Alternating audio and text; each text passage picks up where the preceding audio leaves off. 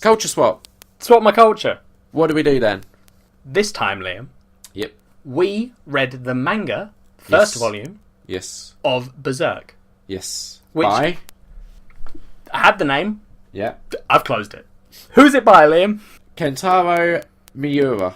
Very good. Now, Maybe. this wasn't suggested to us, was it, by anyone?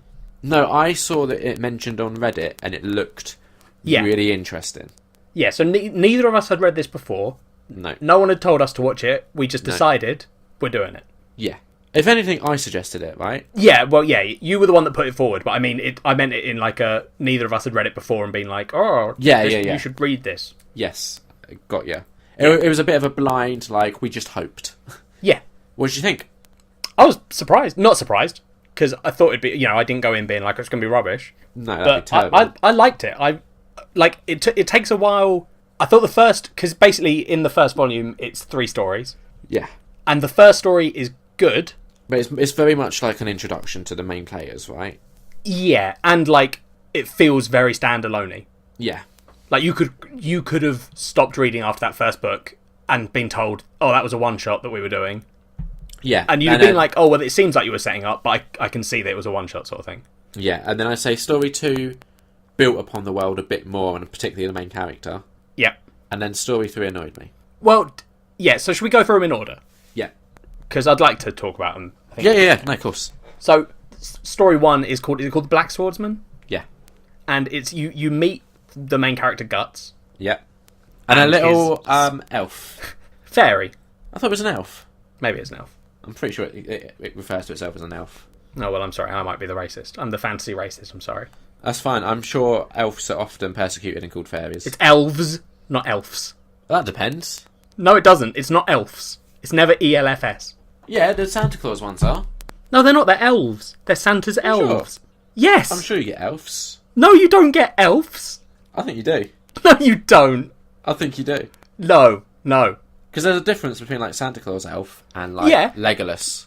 Yeah. There is a difference between different types of elf, but they're all no, elf you're right. and elf. He refers to himself. We elves got all sorts of powers. Yeah. See. All right. Look. Let it never be said that when Liam's wrong, he'll admit to it. Let it never be said that when Liam's wrong, he'll admit to it. Were you trying to slip that one past me, Liam? You son of a bitch. Let it be said that when Liam's wrong, he'll admit to it. But yeah, you meet... Is it Puck? Puck, yeah. Yeah, you meet Puck as well. Yeah. And you sort of get a little glimpse at what Guts is doing. Yeah. Like, not explained particularly well. Yeah. But you can see that that's his goal. Which appears to be... So, from what I understand, he's a god... Is he a god hand? Or something? He's got a name for what he is. What, Guts? Yeah. I don't know. At one point, they see the brand and they're like, oh... Yeah, but he is human still. Yeah, no, he's human. So he's currently seems to be tracking down these, like, demon lords. Yes. Who he's trying to murder. Yes. And he murders them quite well, with a massive fuck-off sword that is, like, ridiculously big. Yeah, the description that they give twice, weirdly, once in story 1 and once in story 3, I thought it was meant to be like a callback and like hinting at something, but it wasn't. It was just they were using the exact same description. Yeah. Which is, his sword was less a sword and more a chunk of iron. Yes. Because this sword is like the size of him and it's literally just basically a slab with sharpened edges. Yeah. But... yeah, so he's got this giant sword, he's got a metal arm. Of course. Which can rotate and be different things. Yeah. We've seen it be a cannon, a crossbow, and an arm. Yeah. I believe. And he's tracking down these demon lords. He's got a brand on his neck that bleeds when he starts to get annoyed. Yeah. Or when he meets demons. One of the two. Well, normally meeting demons annoys him. Yes. I think most things seem to annoy him. Yeah, he's quite an interesting, like...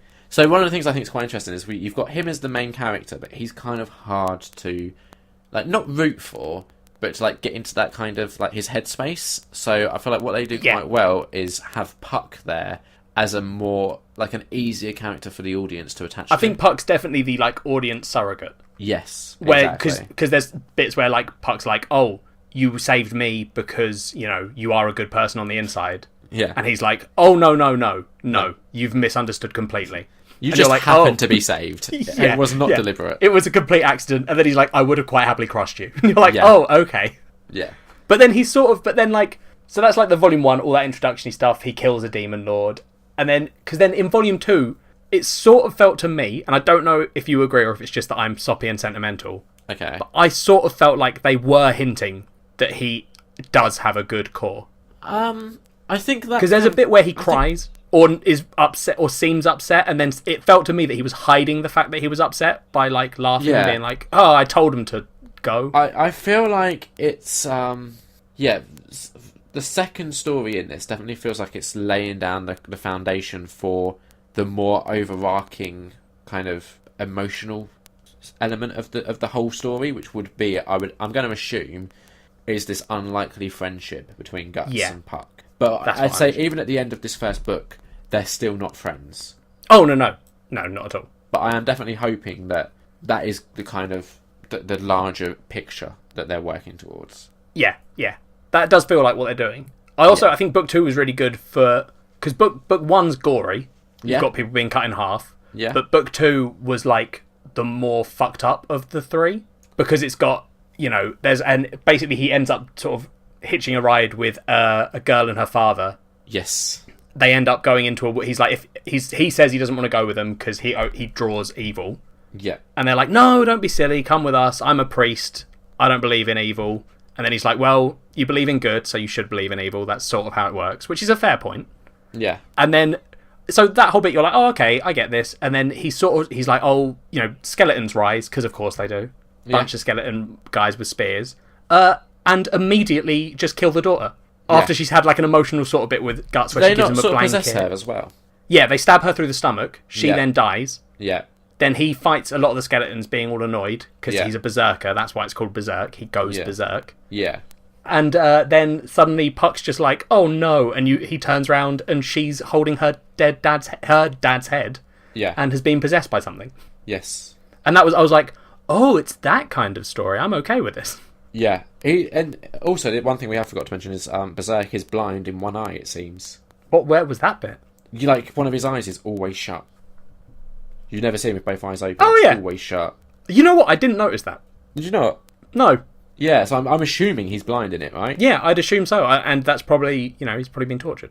Yeah, there's got to be some backstory there, right? Because, we get some weird stuff where there's like these incubuses or succubuses. Yes. One or the other, which are like, instead of being the traditional sexy lady that's also a demon lady, they are just horrifying little tentacle monsters that steal your nightmares and live off your fear.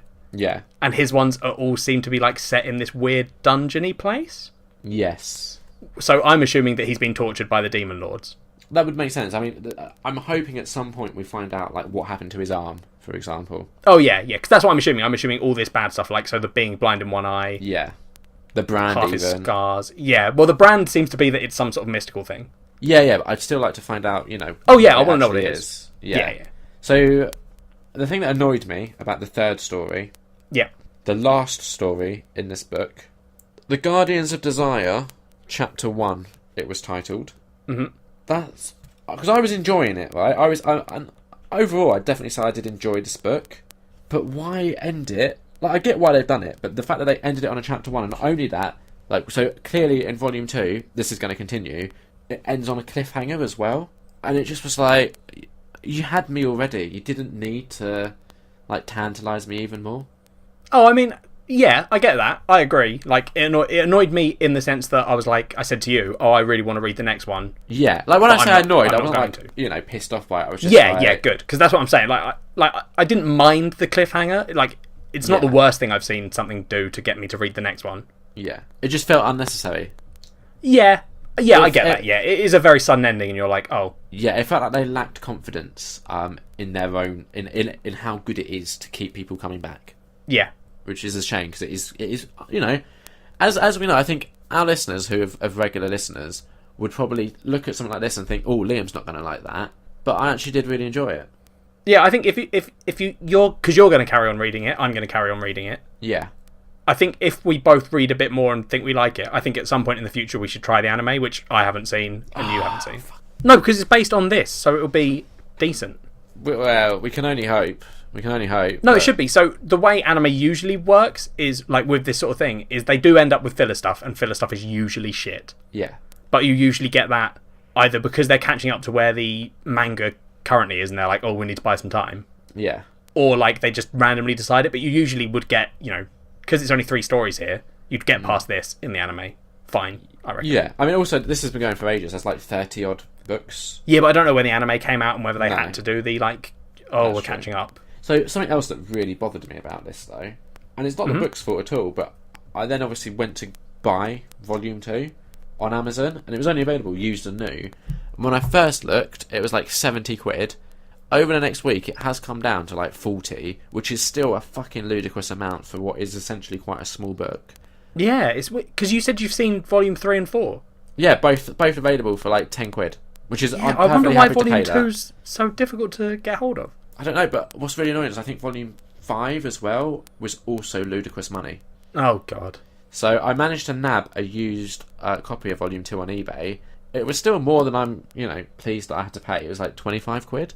Yeah. But obviously that's not like 40 or 70, so I reluctantly did it.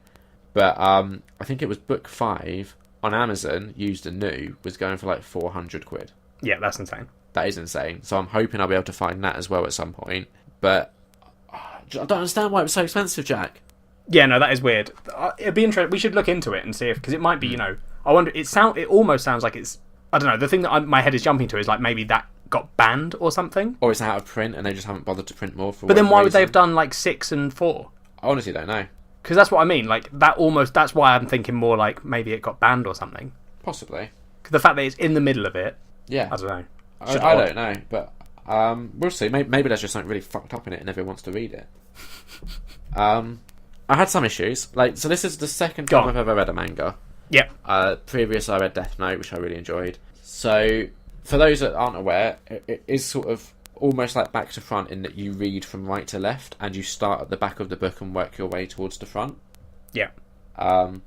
It took me probably by the first story to kind of really wrap my head around it. This was a little bit harder than Death Note was, I'd say. And that's probably just like production values, like the way Death Note was done. It had arrows at the top of each page just to kind of keep you reminded of where you're meant to be going. Yeah, but you can't use that against this. No, I'm just saying it's production. I don't know if it is production. That's retarded. That's like us making Japanese books and going, "Oh, we should put an arrow in it."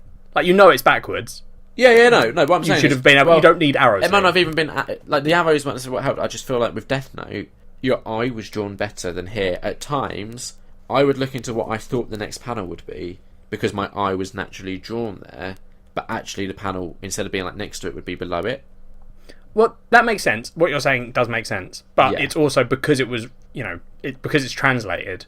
Yes. It's also not it's not something they could have done something about. Yeah, and this is what I think is quite interesting as well when it comes to something like graphic novels, comics, etc., where it's such a visual medium. And, the way like a comic book tends to work is they do try to naturally draw your eye to the next part of the story. Yeah. And I do think when it's translated, they possibly do lose something there. Well, no, it's not when it's translated that your eye's not being drawn properly. It's because Japanese people's eyes, people that read from right to left... Yeah, no, but not even that, right? No, seriously. They would be drawn to the correct bits. Yes, but not even that. But like, what I'm saying is, like, even when you have speech bubbles, okay, with the translation, surely the speech bubbles will change their size. So that would also affect just the natural flow of things that maybe the artist didn't originally intend. I mean, I think they try to keep the speech bubbles the same size when they can. Like, I don't think it's a huge... Possibly. I don't know. I think you're reading more into it than you need to. I think the actual reason that your eyes are drawn to different places are that you naturally go the opposite way to what this book is doing. Possibly. One of the other Honestly, I think if they mirrored all of the images, you would go to the right panels. Maybe. One of the other things that bothered me... maybe bothered me is too strong, but I would have liked to have changed, is at times there's a lot of Japanese characters used. When I say characters, I mean literally like the written character. It's how they do sounds in Japanese. Yes. Like how we do things like, in the old comics. Exactly. I would have liked that to have been translated because I feel like there was definitely a couple of moments where I think it would have been useful to know what that sound was. Yeah, no, that's fair. I think a lot of the time you can figure out what it is, guess, but it's more effort than just them than if you could read it. Yes, exactly. So I would have liked that. And again, I don't know if it's because it's it's kind of certain graphic novels and comics are printed on quite nice glossy paper. This book is just your general sort of book paper. Yeah, most mangas, from what I've seen, are printed on this type of paper. Yeah, exactly. And like the artwork is very good, but there's definitely times where it gets a little bit. It's not often, but every now and again there'll get times where it's a little bit confusing what's going on. And I'd say the drawings, they kind of feel like they need, if they're on maybe like glossier paper or something, or just a little bit bigger perhaps, there's a couple of times where you just want things to be a bit clearer. I think part of the issue with that, not with what you're saying, but like for your point, I don't know what I'm trying to say, Liam. Basically, like stuff from that time period, because is it 90s or is it late 80s? It's one of the question. I'm not sure. I think I'm going to say 90s. It looks like sort of 90s anime style. Yeah, okay. I think there was a period of time where, like, the way Japan was drawing their anime and manga stuff had this, like, hyper detailed thing going on. Yeah, it's complicated. And it can, like, because some of the old animes are like that, where you look at the drawings and you're like, it's really well done. Yeah. But it's not as good at sort of differentiating where the detail is, almost. Yeah. Like, nowadays you get very beautifully done backgrounds, but they tend to be sort of almost watercolory in the way they look. So when you then draw this really hard-lined character over the top, it pops better. Yeah. Whereas this old style sort of has everything is that sort of hard. Yeah, so lines it tends to bleed into each other a little bit. Yeah. Yeah, I think that's a style difference that's just changed over time. Yeah, definitely. And I think as well, like, sometimes you're not too sure what your eye should be focusing on in that panel. Yes. Because everything's so detailed. So out of interest, it is copyrighted as 1989. Oh, okay, so yeah. And the other thing is, I guess, I might just be completely assuming this here, but I get the feeling that these sort of things are made to be quite cheap. Like, there's not a lot of money put into the actual making of it. Like, I mean that in a more physical way, like the paper and the ink. Yeah, I don't really. I think they're more. I'm saying this based on zero knowledge. Yeah, same. Which is what we sort of do. Yeah, of course. But it's always felt to me that manga is more popular in Japan, especially in this time period, than comic books were over here. Although I guess when you look at a comic book by itself, a lot of times comic books back in those days weren't printed on nice paper either. No, exactly. So maybe there wasn't just money in the industry. Yeah, but look at stuff like the Beano and the Dandy and that kind of thing. Yeah, but those aren't comic books. They're comics. They're comics, but they're not like, I'm talking about superhero comics. Okay. Like Golden Age, Marvel, so, and when you said DC. over here, I thought you meant like British comics. I meant Western. I meant the Western world. Okay, got you. Yeah, I was being very broad. Yeah. in my geographical locating there. Fair enough. So yeah, I mean, I'd say for people that are curious about mangas, I think Death Note is probably a better place to start. I think it's a bit more accessible, but this was still very good. Yeah, and it'll be interesting to see how we feel when we read more. Yeah, definitely. I do feel like there's not enough here. Like, there's a lot, but I still feel like there's a lot that I want to know. Yeah, I'm hoping that it becomes...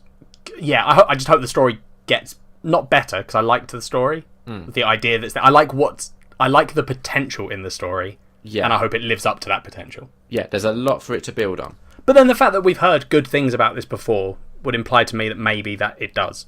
Well, okay, so the thing I'm hoping for, with Death Note, they definitely hit a period where it felt like they were just treading water, and they were just churning it out and just, like, elongating things unnecessarily. See, I don't think I read the whole manga for Death Note. Did it?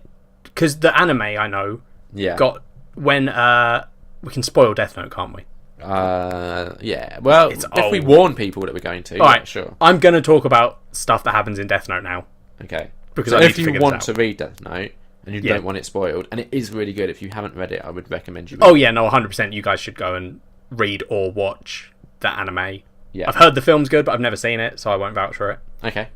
But, so, like, in that, when it goes a bit stale, either when L dies, and you get Nice, is that his name? Yeah, something like that. Something weird. Yeah. Or is it the bit where Light becomes a good guy for a while? Both, to be honest. Yeah. Like, it was a while back that I read it, so I'm not 100% clear. Yeah, because the first arc of that story is really interesting. Fucking great. Yeah.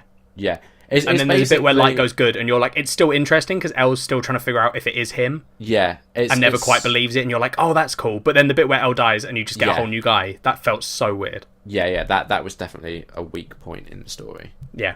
So I'm hoping, obviously, there's like, I think, in the back of this book, it says there's 37 volumes. Yeah. It might still be ongoing for all I know. There could be more. I don't know. But that is a lot of potential for them to be, treading water. I'm hoping they don't. Yeah, I'm sure they won't. I'm sure it'll be good. Yeah. I think this is what actually sold me on it, right? There's a little blurb in the, like, what we would call the front of the book, but for them, the back, I guess.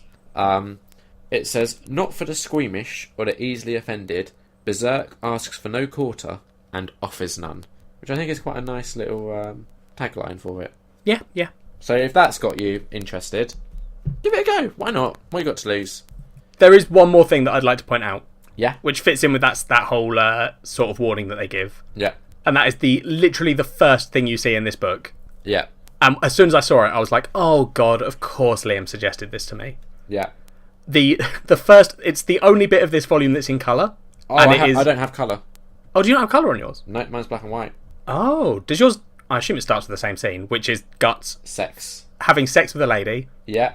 And then she turns into a monster. Yeah. Whilst he's fucking her. Yeah. And then he kills her.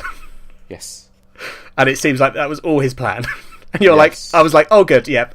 This is a very Liam thing to suggest. But that's the only bit. I know. That was literally, I read that bit and I was like, I hope this isn't all like this. I mean, I was a little bit disappointed that it wasn't. You would be. Honest. Yeah. What would you give it out of 5? I think for this first volume, 3? Yeah, but, okay, I'd say 3.5.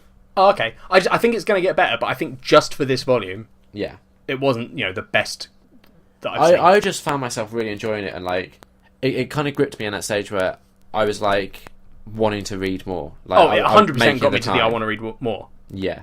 So because you'd messaged me and said you were annoyed by the ending. Yes. And then when I finished it, I messaged you and said, "Is it because the ending's a cliffhanger and you want to read the next volume?" And you were like, "Yes." I was like, "Yep, same."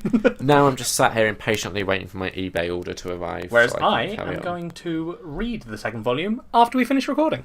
Yeah. Just to piss you off. But I do need to recommend to you another comic. Okay. Monstrous. I keep messaging you about it, and you're like, "Yeah, I'll read it." You need to read it, man. I haven't been to Forbidden Planet. You need to fix that. Okay. Also, can I talk about my naughty comic? Fine. Alright, so I got a new naughty comic from my local comic book shop recently. It is called Jungle Fantasy Vixens, okay? It's so good, Jack. I don't believe Jack, shut your little face. It's so good. Right. Why? What happens in it, Liam? So there's a bit of a running joke in my local comic book shop where I've obviously said to them, "Oh, I want these comics," and they're like, "What? You know, it's just tits and bits, right?" No. I like them for the story. And they're like, "Oh, if that's what you want to call it, fine. Yeah. They're like, "This cover has a lot of story on it, and it'll show me a cover with a woman with her tits out or something." Yeah. And genuinely, it is the story that I like. And Jungle Fantasy Vixens. The thing is, if it's got a good story and it has added nudity, fucking happy as Larry. All the boxes are ticked. That's all I want out of life: a good story and some nudity. Jesus Christ. So, Jungle Fantasy Vixens, right? Yeah. Are you ready for the amount of story in this comic? Go on. So the cover, in case anyone hasn't seen it, is generally, in the Jungle Fantasy series, you'll have like a couple of women on the cover with dinosaurs. And that's all I needed to see to sell me. I was like, naked women with dinosaurs. Sign me up. Wasn't ready for the amount of story there is. So it starts, they're in space, Jack. Okay. On a spaceship, going through a meteor shower, and they were observing this like green and blue planet. So naturally, this meteor shower comes. They run to the escape pods. One of them recently had a shower or something, so she doesn't have a lot of time to get clothes. It's realistic like that. Like if you was in the middle of a meteor shower, you wouldn't have time to grab clothes, would you? I would put on clothes, yeah. I've explained this to you before. I'd put on clothes. No. Right? No, I would. No, you shouldn't. Like I would. If you're showering and your house is burning down, it's like, right, do I escape naked or do I burn? I'd grab some clothes and run out and then put them on when I was You don't have time to pick up some boxer shorts. What if the fire starts in your bedroom? Well, then yes, then I would run out naked. There we go. So they run into the escape pod. They land on this planet, right? So on the planet, you've got dinosaurs. You've got the natives, who are a little bit hostile. But not only that, it turns out that the spaceship they were on was ferrying criminals who also managed to escape. And now you've got criminals on this planet as well. It's so good. And you've got these two women, and they don't have many clothes. And it's brilliant, Jack. It's so good. That didn't sound like a lot of story. It was more than I was expecting. Yeah, fair enough. The next time you visit, you're reading it. I will, yeah. Yeah, and I think you'll enjoy it. I think you'll be like, oh my god, this is brilliant. We didn't tell everyone that I read the other sexy comic that you bought. No, we didn't, so go ahead. It wasn't that good. You The enjoyed story the bit was of it bad. that I didn't enjoy, actually. Which bit did I enjoy?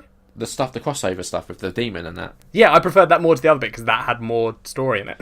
Yeah, well, that's what I was saying was my issue. Was because it's an issue 0. Too much story, you just wanted boobs. It was an issue 0, and it was like a little like morsel of what the story could be in a proper issue, and but it was enough to get me curious. Okay. But anyway, I don't want to talk about your sexy comics anymore. Why not? Because I want to talk about, Liam, what we're doing on the next episode of Nerd on Nerd. Go on then. Do you want to say what we're doing? No, because you said you wanted to talk about it. So Alright, fine.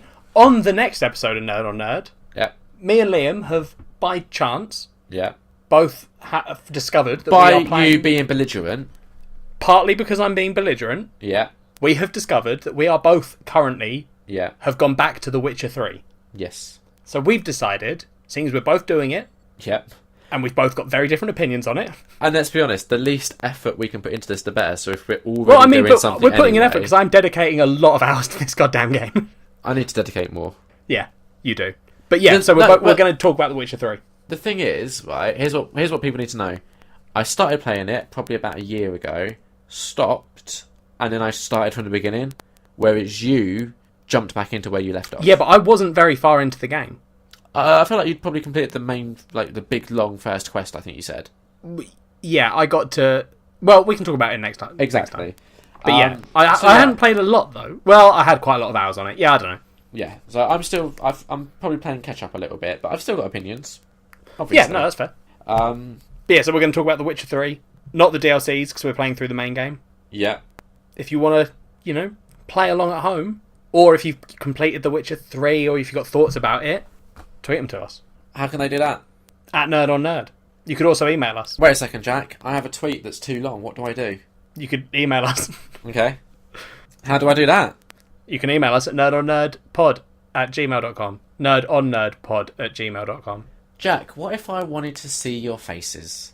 Well, if you wanted to see our faces, you could Yeah. go to our YouTube channel and watch the video that has our faces in it. Oh, I'm on YouTube, but I can't find you. I've typed in Nerd on Nerd and it's bringing up bullshit.